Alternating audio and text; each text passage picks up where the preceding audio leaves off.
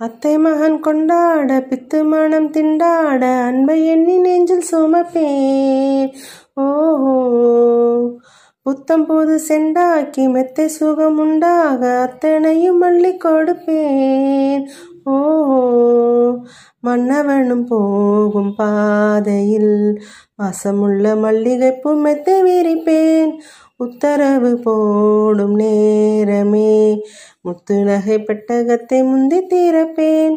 மௌனம் போனதின்று புது கீதம் பாடுதே, வாழும் ஆசையோடு அது வாசல் தேடுதே.